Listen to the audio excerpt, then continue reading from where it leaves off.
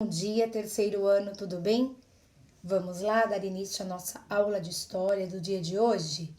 Peguem o livro enquanto eu vou aguardar.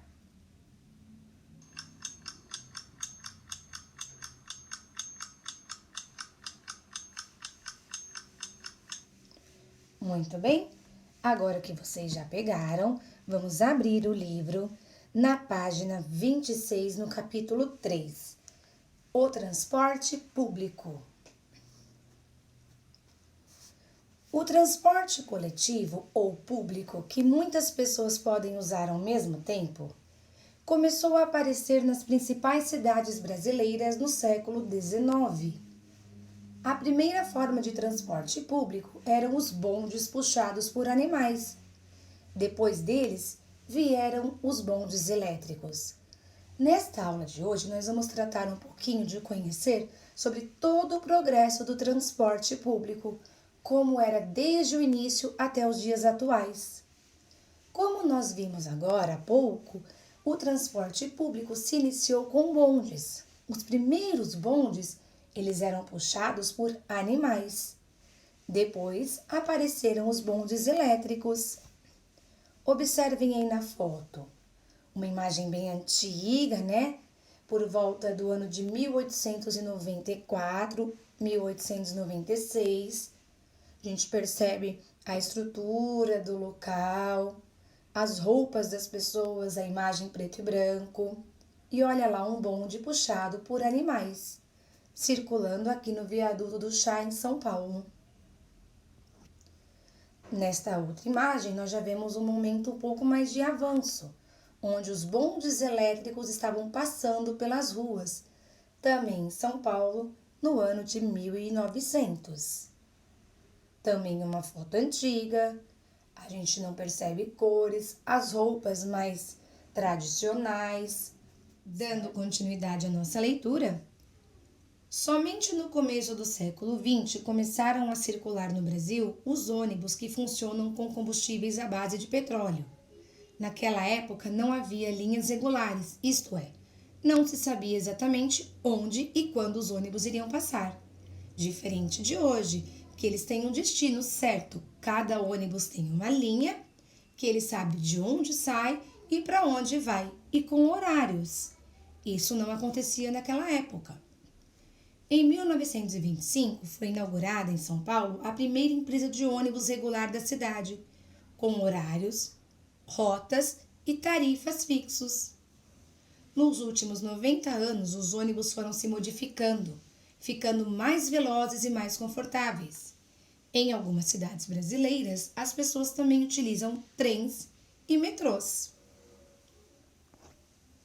Olhem aí a imagem de um ônibus circulando em Palmas, no Tocantins, no ano de 2017. Percebam que lá em cima tem um letreiro. Este letreiro significa a rota que ele vai ter. Outra imagem, um metrô em São Paulo no ano de 2017 também.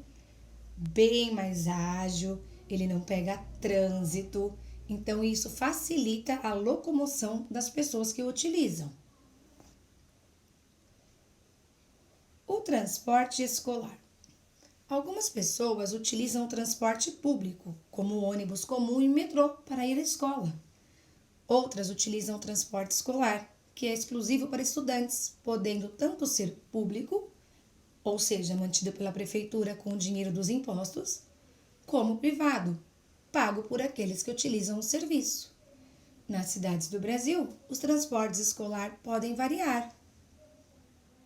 Olhem aí uma van escolar, transportando alunos para a escola, um ônibus escolar que circula em áreas rurais. Esta imagem é de Minas Gerais, do ano de 2015.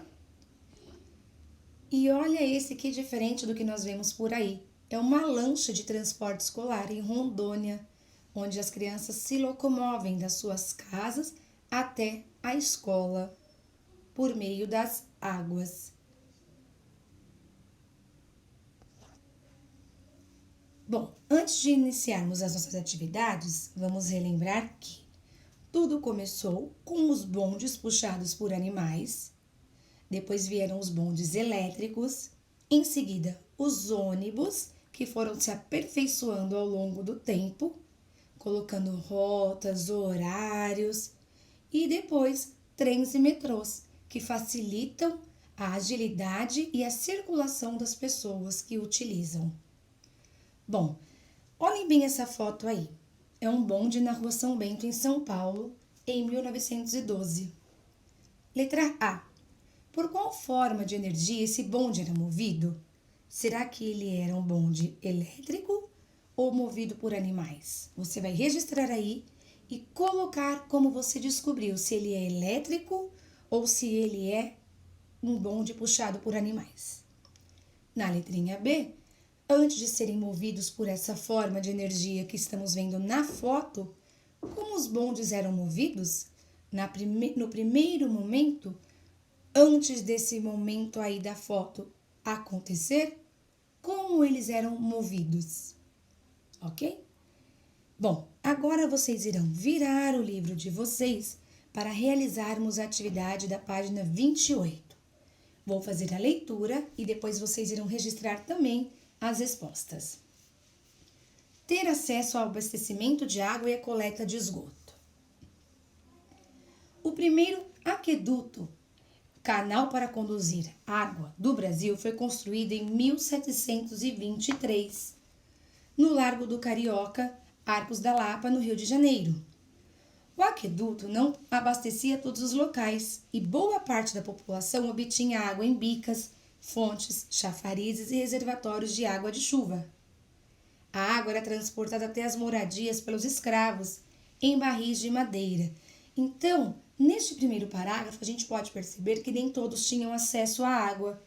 Ela tinha que ser retirada pelas pessoas até chegarem nas suas casas, onde eles transportavam essa água. Eles pegavam em um reservatório, em uma fonte, em uma bica, transportavam até as suas moradias. Porém, quem fazia isso geralmente eram os escravos com o uso de barris. No fim do século XIX, muitas cidades no Brasil já contavam com reservatórios de água e também com água encanada. Olhem lá, outro avanço. Já no fim do século XIX, já haviam reservatórios de água e também água encanada, a água que chega até as nossas casas. Mas havia muitos problemas de abastecimento e ainda era preciso buscar água em lugares públicos ou construir poços particulares, porque isso foi acontecendo aos poucos. Nem todos tinham esse acesso. Foi melhorando, mas ainda faltava muito para que todos pudessem ter isto. No período colonial, era comum haver barricas no fundo das casas, onde a maioria dos moradores despejava os dejetos domésticos. No fim do dia, essas barricas eram transportadas por escravos até o mar ou um rio próximo. Neste parágrafo, a gente vê que na maioria do fundo das casas haviam lá barris, onde eles jogavam as coisas, descartavam aquele líquido, aquela sujeira que não usavam mais. E no finalzinho do dia, os escravos levavam essas barricas até um mar ou um rio mais próximo para despejar. Observem bem essa foto. Olha lá, de um aqueduto e convento de Santa Teresa, no século XIX, onde a gente percebe os escravos com algumas coisas atarefados durante vários momentos do dia. E olhem aqui outra imagem, eles carregando as águas, isso foi por volta de 1835. Olhem lá, eles quem transportavam a água e depois os dejetos no final do dia. No Rio de Janeiro, na década de 1850, o governo começou a construir redes subterrâneas para a coleta de esgoto, que apesar de não correr nas ruas, ainda ia em direção aos rios e ao mar. Esgoto é aquela água que nós não usamos mais, aquilo que é um dejeto que a gente vai descartar. Foi nessa época que o governo começou essa construção da coleta de esgoto, porém despejando em rios e mares. Agora você vai responder essas questões também. 1. De acordo com o texto, de onde a população obtinha água antes de haver água encanada? aquela água que chegava nas suas casas? Onde eles iam buscar água? Na 2, antes de haver água encanada, como a água era transportada até as moradias? Quem pegava essas águas? Com que objeto eles iam buscar e transportar a água? E na questão 3, durante o período colonial, onde a maioria das pessoas despejava os dejetos domésticos? Para qual lugar que eles despejavam aquelas coisas que não eram mais utilizadas? Dejetos. Muito bem. A nossa aula se encerra por aqui. Façam todas as questões das páginas 26 até 29 com bastante atenção e qualquer dúvida, só me chamar que eu irei ajudá-los. Um grande beijo e até a nossa próxima aula.